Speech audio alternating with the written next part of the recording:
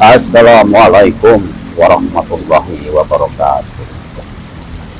Alhamdulillah, kita panjatkan puji dan syukur kita kepada Allah Subhanahu wa Ta'ala sampai pada pagi hari ini masih memberikan nikmat iman, nikmat Islam, nikmat sehat, nikmat waktu luang. Saudara-saudaraku, tentu pada hari ini ya semuanya sudah memiliki daging hewan kurban ya. Mudah-mudahan pembagiannya merata sehingga tidak ada terlewatkan dari satu saudara-saudara kita yang tidak kebagian tentang daging hewan kurban ya. Meskipun di sana sini memang masih perlu pembenahan karena seringkali ada satu wilayah yang begitu berlebihan, begitu menumpuk daging kurban, sedangkan ada wilayah yang lain yang ternyata masih sangat kurang ya. Kemarin saya juga menyempatkan diri, walaupun tidak sempat menyaksikan bagaimana hewan kurbannya dipotong ya, tetapi ada satu fenomena yang juga menarik ya. Saya kebetulan datang ke satu wilayah di wilayah Kabupaten Bogor ya, tepatnya di Dramaga, jadi dekat kampus besar Institut Pertanian Bogor, yang ternyata gitu ya, walaupun sangat dekat dengan kampus besar, kampus ternama, tetapi pembagian hewan korbannya ternyata masih sangat kurang ya. Dari sekitar 140 kakak gitu ya, hanya menyembelih 4 ekor kambing domba yang tidak cukup besar ya, karena jadi nampaknya ya kalau dibagi dengan 140 kakak ini agak terlalu sedikit ya. Saya kurang tahu dari panitianya bagaimana membaginya ya, tetapi tentu ini menggambarkan satu hal yang sangat kekurangan ya, dibanding dengan tempat tinggal saya ini hanya ada sekitar ya 100 kakak ya, itu dengan 5 sapi dan 12 kambing ya, jadi sangat melimpah ya. Memang sudah didistribusikan juga untuk tetangga-tetangga dusun di perkampungan, tetapi menurut saya memang sangat melimpah ya. Baik, apapun itu, mudah-mudahan yang sudah hari ini sudah punya daging hewan kurban ya. Pada podcast kali ini saya hanya mencoba mengingatkan ya, meningkatkan kewaspadaan tentang kira-kira apa waspada terhadap gangguan kesehatan di saat Idul Adha ya. Jadi apa yang saya sampaikan ini berdasarkan satu tulisan yang ditulis oleh Dr. Fadil Rizal Makarim ya. Jadi apa saja sih kewaspadaan kita ya, apa peluang-peluang atau resiko-resiko yang harus kita hadapi jika kita tidak berhati-hati di dalam mengkonsumsi hewan kurban yang mungkin agak berlebih gitu ya. Menurut Dr. Fadil ya, ada 5 gangguan kesehatan di saat Idul Adha yang mungkin terjadi, yang harus kita waspadai ya. Yang pertama adalah gangguan pencernaan ya. Jadi harus kita hindari terlalu banyak mengkonsumsi makanan yang mengandung santan ya saat merayakan Idul Adha. Tentu bukan berarti santan tidak ada manfaatnya ya. Santan sebenarnya memiliki manfaat yang baik ya. Namun jika konsumsinya di batas normal, terlalu banyak tentu dapat meningkatkan terjadinya beragam gangguan kesehatan pada tubuh ya. Melansir dari Medical News Today ya, santan memiliki kandungan kalori dan lemak yang sangat tinggi. Tidak hanya itu, santan juga mengandung karbohidrat yang difermentasi. Kandungan inilah yang dapat menyebabkan seseorang mengalami gangguan pencernaan jika mengkonsumsi santan berlebihan.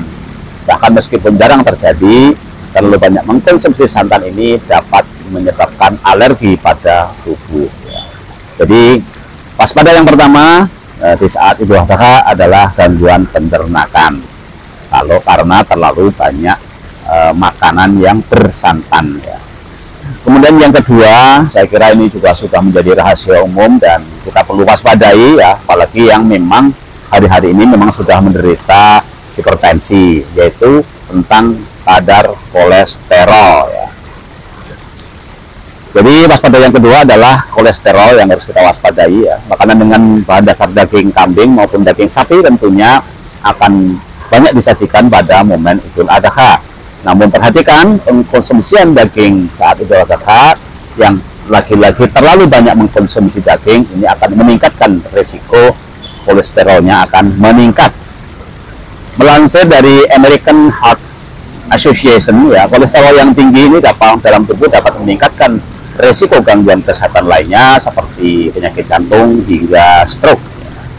Kemudian yang ketiga, ini juga saya kira sudah menjadi pengetahuan bersama, tetapi perlu saya ingatkan adalah asam urat ya. Apalagi yang suka dengan daleman ya, suka dengan jerohan dari hewan korban ya. Asam urat ini merupakan salah satu penyakit yang menyebabkan radang pada sendi pada beberapa tubuh ya, khususnya di jempol kaki. Biasanya pengidap asam urat ini akan diwajibkan untuk menghindari makanan yang memiliki kandungan purin yang cukup tinggi. Nah, daging kambing maupun daging sapi menjadi beberapa daging yang memiliki kandungan purin dan kolesterol yang cukup tinggi.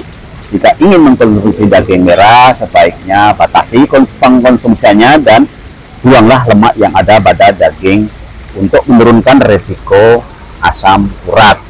Tidak hanya daging saja, lansir Healthline, sebaiknya hindari mengkonsumsi jeroan. Jadi apalagi jeroan ini sangat berisiko sekali terhadap risiko terjadinya peningkatan asam urat ya. Kemudian waspada yang ketiga, yang keempat ya, selain tadi gangguan pencernaan, kolesterol, asam urat, yang keempat adalah mungkin ini agak sedikit banyak kurang memperhatikan ya, termasuk saya juga baru termasuk pengetahuan baru ya, yaitu resiko dehidrasi ya. Jadi terlalu banyak makan daging ini akan menyebabkan kita bisa mengalami dehidrasi ya. Menurut penelitian yang dilakukan oleh University of Connecticut ya, saat kamu mengkonsumsi banyak protein dapat membuat kerja ginjal semakin aktif dan membuat urin dalam jumlah yang banyak. Jadi jika kita mengkonsumsi daging, tidak ada salahnya kalau kita juga menyeimbangkan dengan konsumsi air putih yang harus lebih banyak dari biasanya. Jadi hati-hati, resiko, salah satu resiko dari banyak makan daging kurban adalah bisa mengalami dehidrasi.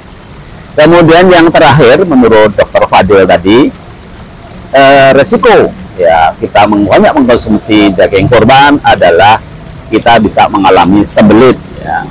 Ketika kita mengkonsumsi daging, tubuh akan banyak mendapatkan asupan karbohidrat dan kurang mendapatkan asupan serat ya. Hal ini disebabkan daging tidak memiliki kandungan serat di dalamnya. Nah, jadi ketika kita mengkonsumsi daging kurban, tolong imbangi dengan makan juga sayur-sayuran dan buah-buahan ya. Jadi akan sangat bagus juga kalau kita makan daging-daging kurban ini dikombin dengan banyak makan sayur dan buah ya, untuk kita tidak sampai mengalami apa yang dikatakan sebagai sembelit atau masalah dengan buang air besarnya. Itulah beberapa gangguan kesehatan yang kerap muncul tidak saat Idul Adha karena kita banyak mengkonsumsi daging yang terlalu banyak ya. Untuk menghindari beberapa gangguan kesehatan tersebut, tidak ada salahnya batasi pengkonsumsian makanan bersantan dan daging, dan jangan lupa untuk seimbangkan pola makan dengan banyak mengkonsumsi daging, mengkonsumsi makanan yang sehat ya, jadi dengan menambah sayur dan juga buah-buahan, di samping tetap melakukan aktivitas fisik sebagaimana sudah kita anjurkan pada podcast sebelumnya bagaimana kiat sehat selama Idul Adha. Demikian yang bisa saya sampaikan. Alhamdulillahirabbil alamin. Wassalamualaikum warahmatullahi wabarakatuh.